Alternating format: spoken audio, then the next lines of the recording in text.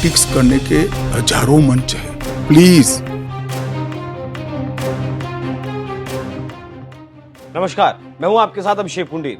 अभी 2 दिन पहले ही चुनावी रणनीतिकार प्रशांत किशोर ने भविष्यवाणी की है कि बंगाल में बीजेपी इस लोकसभा चुनाव में सबसे बड़ी पार्टी बनकर उभरने वाली है और फिर अगले ही साल बंगाल में विधानसभा चुनाव होने वाले हैं और उन चुनावों में करोड़ों बंगाली ममता को बंगाल से उखाड़कर फेंकने वाले हैं। लेकिन उससे पहले ममता दीदी हर बार की तरह इस बार फिर से केंद्र के खिलाफ खड़ी हो गई हैं। सीएए को लेकर जो विरोध चल रहा है उसमें केजरीवाल, अखिलेश यादव, एमके स्टालिन, ओवैसी के साथ ममता भी खड़ी नजर आ रही हैं। ये लोग सीएए का इतना भयंकर विरोध कर रहे हैं कि नेताओं ने लोगों में खौफ भर दिया, जिसे लेकर केंद्रीय गृह मंत्री अमित शाह ने ममता दीदी को उधेड़ कर रख दिया, क्योंकि दीदी ने बंगाल के मुसलमानों के भीतर यह भर दिया कि अब सीएए के लागू होने के बाद यहाँ रहने वाले लोगों के घर मकान छीन लिए जाएंगे, जमीनों पर हिंदू कब्जा कर लेंगे और लोगों को शरणार्थी शिविरों में भेज दिया जाएगा। इस तरह का माहौल पूरे विपक्ष ने बना दिया है। लेकिन असल सच्चाई ये नेता लोगों को नहीं बता रहे।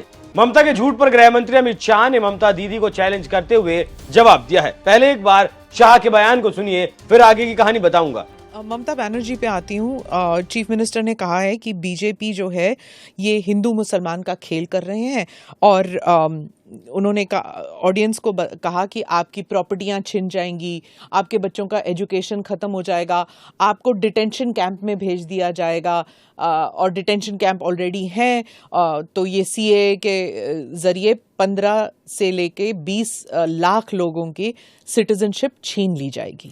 देखिए, मैं ममता जी को करबद्ध निवेदन आपके इस कार्यक्रम के माध्यम से करना चाहता हूं। पॉलिटिक्स करने के हजारों मंच है, प्लीज बांग्लादेश से आए हुए बंगाली हिंदुओं का हित मत करिए। आप खुद बंगाली हैं। बांग्लादेश से जो बंगाली हिंदू आए हैं, इनको नागरिकता देने के लिए एक कानून है। ममता जी को मैं खुली चुनौती देता हूं, इस कानून की धारा में से किसी की नागरिकता छीनने की एक धारा वो बता दे सार्वजनिक रूप से। वो खौफ पैदा कर रही है, हिंदू और मुसलमानों के बीच में विवाद कराना चाहती है, अपनी वोट बैंक का कंसोलिडेशन करना चाहती है। ममता जी, इसको मत रोकिए। करने जैसा काम है, घुसपैठ रोकिए। नहीं रोक रही है वो नहीं कर रही, आप हमें कोऑपरेट नहीं कर रही। आसाम में कंप्लीट घुसपैठ रोक गया क्योंकि वहां भारतीय जनता पार्टी का शासन है। किस तादाद तक घुसपैठ हुआ है और कब से हो रहा है? देखिए, इसके अधिकृत आंकड़े जब तक राज्य सरकार कोऑपरेट न करे, ढूंढना बहुत दिक्कत होती है, क्योंकि कलेक्टर के हाथ में पूरा मसनरी। और इस कानून का विरोध तो 2019 से ही चल रहा है, मतलब 4 साल से ज्यादा का वक्त बीत चुका है।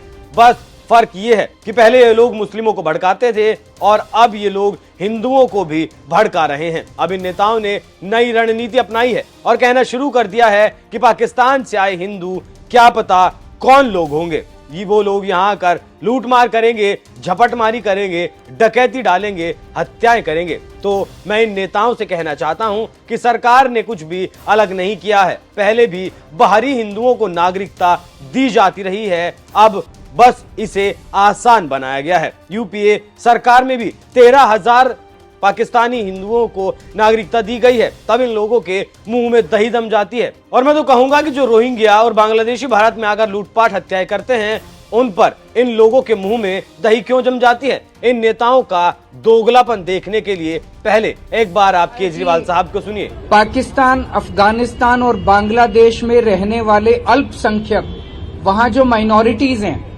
वो माइनॉरिटीज को हमारे देश के अंदर नागरिकता दी जाएगी। वहां पे लगभग 2.5 से 3 करोड़ माइनॉरिटीज हैं, तीनों देशों के मिला के। अगर उनमें, वो बहुत गरीब देश हैं, अगर ऐसे हमने अपने दरवाजे खोल दिए उनके लिए, देश के दरवाजे खोल दिए उनके लिए, अगर उन 2.5-3 करोड़ लोगों में 1-1.5 करोड़ लोग भी हमारे देश में आ गए, उनको कहां बसाएंगे? उनको कहां रहने की जगह देंगे? वहां उनको जॉब्स कहां से देंगे? नौकरियां कहां से देंगे? घर कहां से आएंगे? तो जाहिर तौर पे जो नौकरियां और जो रोजगार हमारे बच्चों को मिलने चाहिए, वो रोजगार तो वो ले जाएंगे। और जो इतने सारे, इतनी भारी हम तो दरवाजे खोल रहे हैं, इतने गरीब लोग वहां से उठ के आ जाएंगे, बाकी पड़ोसी देशों से इतने गरीब लोग उठ के मैं हिसाब लगा रहा था, अगर 1-1.5 करोड़ लोग भी आ गए, आजादी के बाद 1947 में जितना बड़ा माइग्रेशन हुआ था उससे कहीं ज्यादा बड़ा माइग्रेशन इस एक सीए के कानून से होने जा रहा है। आपके घर के पास, मैं पूछना चाहता हूं देश के लोगों से, अगर आपके घर के पास पाकिस्तानी आके झुग्गी लगा के बैठ गए, आप पसंद करोगे? कितने लोग पसंद करेंगे? बांग्लादेश से, पाकिस्तान से अगर झुग्गी लगा के आपके, पता नहीं वो कौन लोग हैं, क्या हैं, सारी कानून व्यवस्था चरमरा जाएगी, चोरियां, डकैतियां, बलात्कार बढ़ेंगे हमारे देश के अंदर, पूरी कानून व्यवस्था, और पता नहीं कैसे कैसे लोग आएंगे वहां पे। सुरक्षा व्यवस्था, हमारे देश की सुरक्षा व्यवस्था का क्या होगा? चारों तरफ दंगे फैल जाएंगे। ये क्यों लाए हैं कानून? बता रहे हैं बीजेपी केवल अपना वोट बैंक बनाना चाहती है। 1-1.5 करोड़ लोगों को लाके और अपना बीजेपी अपना वोट बैंक बनाना चाहती है। हमें दूसरे देशों से सीख लेनी चाहिए। यूके ने भी ये किया था, कनाडा ने भी ये किया था। कनाडा ने जो आया उसको दे दी नागरिकता। आज देखो कनाडा का क्या हाल हो रहा है। वहां पे पूरी कानून व्यवस्था चरमरा चुकी है, वहां की इकोनॉमी चरमरा चुकी है। अब उन्होंने रोक लगाई है कि औरों को नहीं लेंगे। हमारे देश के लोग तो देश छोड़ छोड़ के जा रहे हैं। 11 लाख लोग हमारे देश के व्यापारी, उद्योगपति पिछले 10 साल में देश छोड़ के चले गए। क्यों? क्योंकि वो बीजेपी के अत्याचार और बीजेपी की नीतियों से तंग आ गए। लाना है तो उनको लाओ ना, पैसे वालों को लेके आओ जो हमारे देश में आके पैसे से फैक्ट्री खोलेंगे, व्यापार चलाएंगे, हमारे बच्चों को रोजगार मिलेंगे। आसपास के पाकिस्तान के, बांग्लादेश के, अफगानिस्तान, सारे गरीबों को पकड़ के, हमारे देश में कम गरीबी है क्या? सुन लिया आपने किस कदर इनके भीतर नफरत भरी है, लेकिन इनका भी दोहरा चरित्र देखिए। यमुना बाजार लोहे के पुल के आसपास बसी झुग्गी बस्तियां बवाना, जहांगीरपुरी, सीमापुरी, आली गांव, Daya Basti, Sarai Rohilla, Yamuna Pushta, Shashi garden, Sonia camp, Sanjay Basti, Sonia Vihar, Shakarpur, Keshavpuram, Seemapuri railway line, Vikaspuri, Najafgarh, Bhalswa dairy, JJ colony, Premnagar, Keshavpuram, Kalindi Kunj के श्रम विहार आदि इलाके में बहुतायात में रोहिंग्या और बांग्लादेशी रहते हैं।